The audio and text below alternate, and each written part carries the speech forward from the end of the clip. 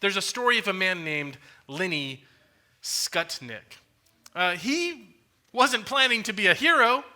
He was just a typical guy working as a staffer on the Congressional Budget Office in Washington one day, when suddenly the Air Florida Flight 90 crashed into the 14th Street Bridge over the Potomac River and began to sink after takeoff.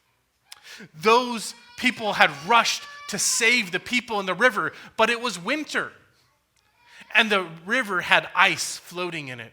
People were trying to get out of the plane alive, but as they got out into the waters, they were quickly experiencing hypothermia.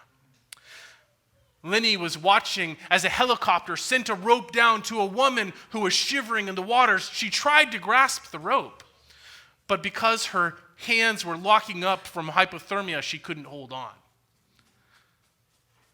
Lenny knew he had to do something, and so that day, he made a decision. He jumped into the water, and he saved that woman. Later, President Ronald Reagan, in his State of the Union address, brought Lenny forward and honored him. Lenny wasn't looking to be honored. He wasn't looking to receive a special honor in front of the president, by the president, in front of the whole nation. He just saw a woman who needed help. And he did what he thought any other individual could have and would have done: save somebody in need. The reality is that there were a lot of other people that could have and didn't. That's why he was honored that day.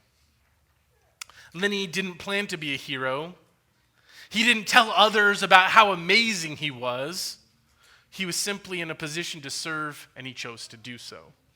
Brothers and sisters, I want us all to realize that we're all in the position of Lenny.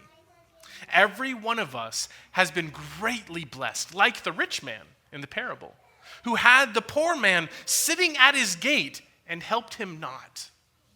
Each one of us is greatly blessed, spiritually favored, with riches untold. We're in a position to help, and it is our choice how we respond to serve those who are less privileged.